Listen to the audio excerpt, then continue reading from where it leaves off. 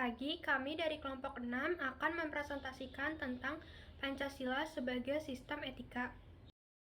Kenalkan, nama saya Mia Ivana Sitanggang. Dan saya Lutfi Fitri. 1. Konsep Pancasila sebagai sistem etika.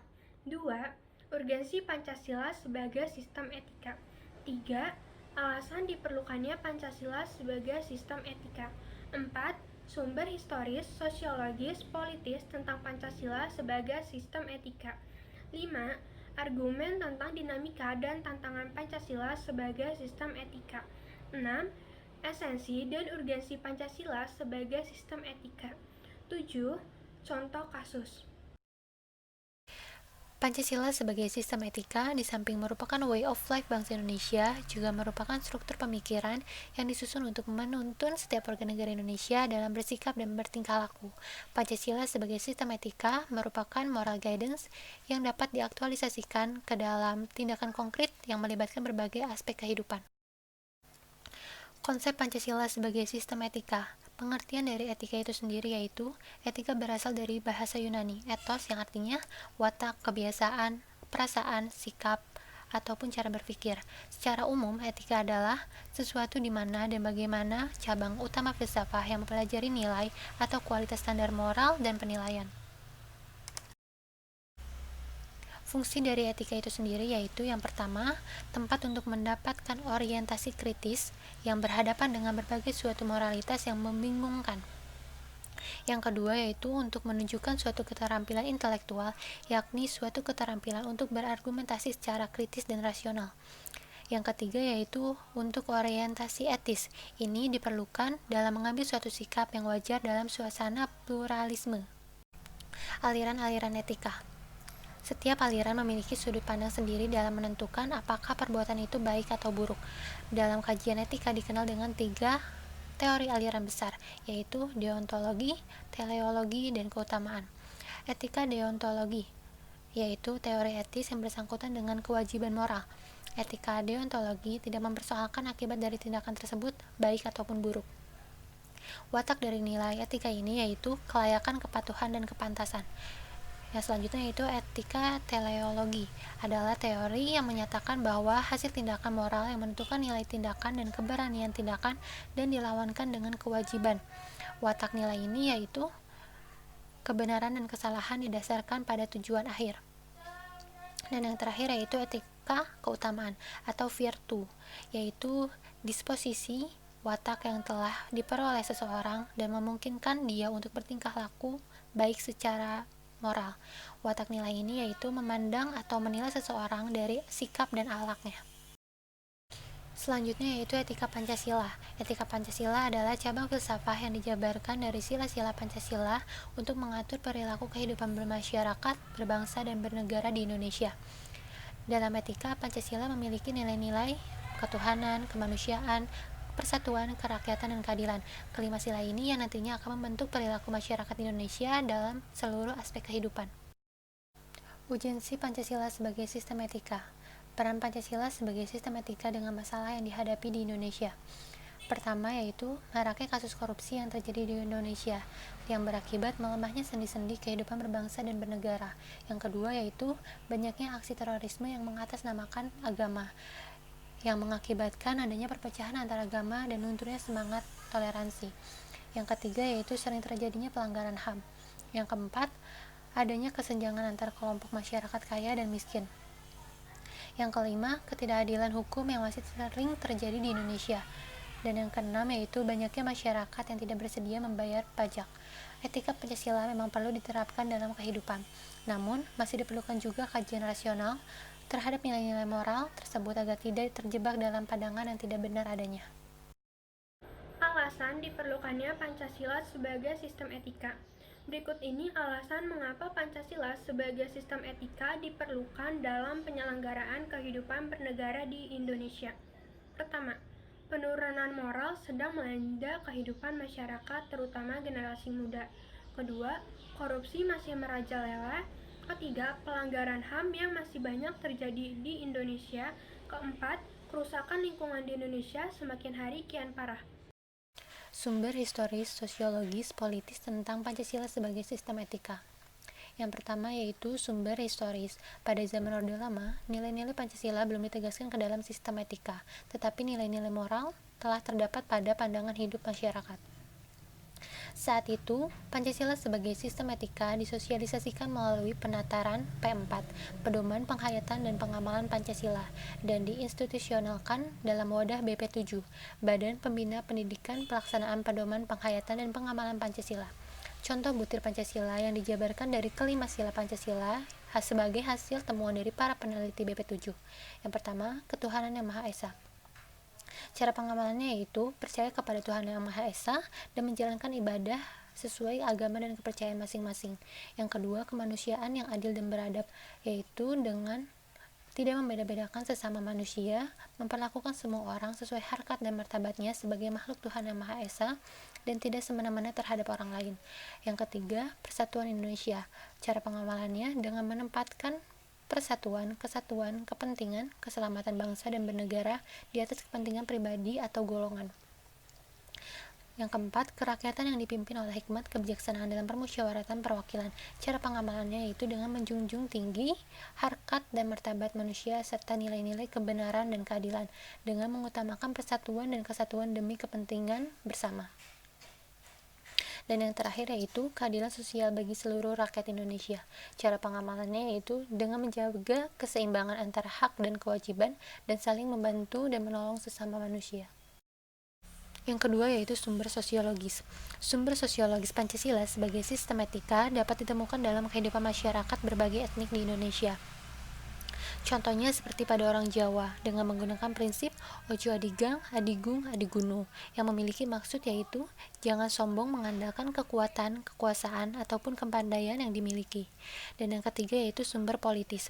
Sumber politis Pancasila sebagai sistem etika terdapat dalam norma-norma dasar sebagai sumber penyusunan berbagai peraturan perundang-undangan di Indonesia yang merupakan norma tertinggi yang sifatnya yang abstrak. Etika politik memiliki 3 dimensi yaitu dimensi tujuan, dimensi sarana, dan dimensi aksi politik. Dimensi tujuan diartikan sebagai upaya mencapai kesejahteraan masyarakat dan hidup damai yang didasarkan pada kebebasan dan keadilan. Dimensi sarana memungkinkan pencapaian tujuan yang meliputi sistem dan prinsip-prinsip dasar pengorganisasian praktik penyelenggara negara dan yang mendasari institusi-institusi sosial. Dan dimensi aksi politik berkaitan dengan pelaku pemegang peran sebagai pihak yang menentukan rasionalitas politik.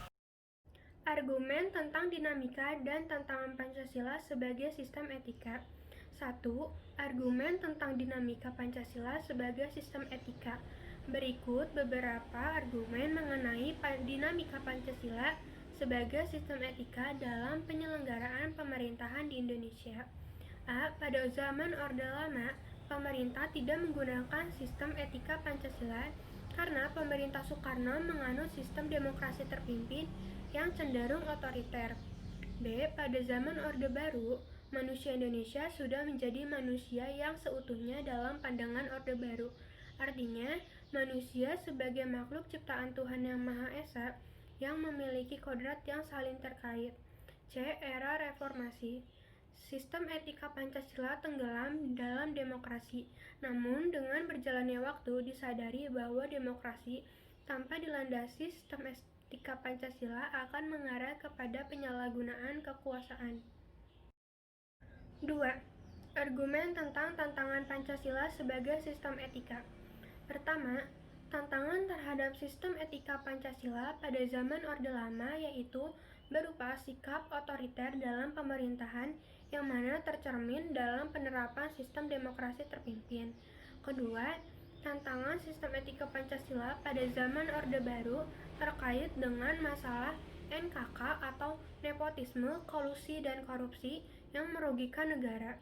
Ketiga, tantangan terhadap sistem etika Pancasila pada era reformasi berupa kebebasan berpolitik yang mengabaikan norma-norma moral, seperti adanya anarkisme yang memaksakan kehendak dengan mengatasnamakan kebebasan berdemokrasi. Selanjutnya yaitu esensi dan urgensi Pancasila sebagai sistem etika. Yang pertama yaitu esensi Pancasila sebagai sistem etika. Hakikat Pancasila sebagai sistem etika terletak pada hal-hal sebagai berikut. Yang pertama yaitu hakikat sila ketuhanan, terletak pada keyakinan bangsa Indonesia bahwa Tuhan sebagai penjamin prinsip-prinsip moral, yang mana setiap prinsip moral yang berlandaskan agama tersebut harus dilaksanakan oleh pengikutnya. Yang kedua yaitu hakikat sila kemanusiaan, terletak pada sifat kodrat lahiriah manusia, bahwa manusia sebagai makhluk sosial, menjunjung tinggi asas kemanusiaan dan tata krama sesuai kepribadian bangsa Indonesia. Yang ketiga, hakikat sila persatuan, terletak pada kesediaan untuk hidup bersama sebagai warga bangsa yang mementingkan kepentingan bangsa di atas kepentingan individu ataupun kelompok. Yang keempat yaitu hakikat sila kerakyatan, terletak pada prinsip musyawarah untuk mufakat. Dan yang terakhir yaitu hakikat sila keadilan sosial bagi seluruh rakyat Indonesia, yang merupakan perwujudan dari sistem etika yang tidak menekankan pada kewajiban atau tujuan semata, melainkan lebih kepada keutamaan yang terkandung pada nilai keadilan itu sendiri. Yang kedua yaitu urgensi Pancasila sebagai sistem etika. Hal-hal penting yang urgen bagi pengembangan Pancasila sebagai sistem etika meliputi hal-hal sebagai berikut. Yang pertama yaitu dengan meletakkan sila-sila Pancasila sebagai sistem etika berarti menempatkan Pancasila sebagai sumber moral dan inspirasi bagi penentu sikap, tindakan, dan keputusan yang diambil oleh setiap warga negara. Yang kedua yaitu Pancasila sebagai sistem etika memberi guidance bagi setiap warga negara sehingga memiliki orientasi yang jelas dalam tata pergaulan baik lokal, nasional, regional, maupun internasional. Yang ketiga yaitu Pancasila sebagai sistem etika dapat menjadi dasar analisis bagi berbagai kebijakan yang dibuat oleh penyelenggara negara, sehingga tidak keluar dari semangat negara kebangsaan yang berjiwa Pancasila. Dan yang terakhir yaitu Pancasila sebagai sistem etika dapat menjadi filter untuk menyaring pluralitas. Contoh kasus, ibu aniaya anak kandung di Parepare. Pelaku kesal, korban tak ikut belajar online. Kasus penganiayaan yang dilakukan seorang ibu yang merekam penganiayaan yang ia lakukan terhadap anak kandungnya yang beralasan bahwa korban tidak mengikuti belajar daring, lalu mengirimkan video tersebut ke sejumlah keluarganya. Korban akhirnya mengadu kepada tantenya melalui pesan WhatsApp dan mengatakan bahwa ibunya berbohong tentang dirinya yang tidak pernah ikut belajar daring.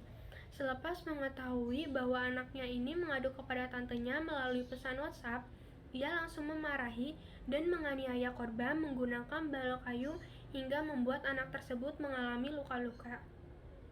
Kaitan kasus dengan subbab. A. Pendahuluan. Dari kasus yang kami ambil mengenai kasus penganiayaan yang dilakukan seorang ibu terhadap anak kandungnya karena kesal bahwa korban tidak mengikuti belajar daring. Dari berita mengenai kasus tersebut bahwa sistem etika Pancasila perlu diperhatikan dan diterapkan lebih baik lagi untuk dapat menumbuhkan moralitas dalam diri setiap individu sehingga memiliki sikap yang lebih baik dalam bermasyarakat, berbangsa, dan bernegara. B. Konsep dan urgensi Pancasila sebagai sistem etika. Terkait dengan kasus ini terlihat bahwa pentingnya Pancasila sebagai sistem etika. Perilaku yang dilakukan oleh seorang ibu terhadap anak kandungnya mencerminkan perilaku yang buruk dan tidak pantas untuk diikuti. Untuk itu diperlukannya menerapkan nilai kemanusiaan untuk menjadikan dan memperlakukan manusia yang lebih manusiawi. C. Alasan diperlukannya Pancasila sebagai sistem etika. Pancasila sebagai sistem etika sangat diperlukan dalam kasus ini, yang mana etika Pancasila dapat membentuk kepribadian manusia yang bermoral dan menyadarkan kita bahwa manusia memiliki harkat dan martabat yang sama sebagai makhluk ciptaan Tuhan yang Maha Esa. D. Sumber historis, sosiologi, dan politis tentang Pancasila. Penganiayaan ibu terhadap anak merupakan sikap yang buruk yang bertentangan dengan cara pengamalan Pancasila dalam sila kedua, yaitu menjunjung tinggi nilai kemanusiaan. Dan kasus penganiayaan ini masih banyak ditemukan di kehidupan bermasyarakat. Oleh karena itu, diperlukannya teori hukum dan politik untuk mencapai kesejahteraan masyarakat yang damai. E. Argumen tentang dinamika dan tantangan Pancasila sebagai sistem etika. Kasus penganiayaan pada anak saat ini masih banyak dijumpai. Dalam kasus ini, meskipun emosi kita sudah memuncak, namun kita perlu meredamnya kembali dan mengingat bahwa manusia memiliki hak dan kewajiban untuk saling mengasihi dan melindungi. F. Esensi dan urgensi Pancasila sebagai sistem etika. Dalam kasus ini sudah jelas bahwa Pancasila sebagai sistem etika dan petunjuk dalam berperilaku dalam bermasyarakat tidak diamalkan dengan baik, sehingga sangat perlu untuk disadarkan kembali akan pentingnya nilai-nilai Pancasila. Kesimpulan dari pembahasan kali ini yaitu Pancasila sebagai sistem etika adalah cabang filsafah yang dijabarkan dari sila-sila Pancasila untuk mengatur perilaku kehidupan bermasyarakat, berbangsa, dan bernegara di Indonesia. Oleh karena itu, di dalam etika Pancasila terkandung nilai-nilai seperti ketuhanan, kemanusiaan, persatuan, kerakyatan, dan juga keadilan, yang mana kelima nilai tersebut dapat membentuk perilaku manusia Indonesia dalam semua aspek kehidupannya.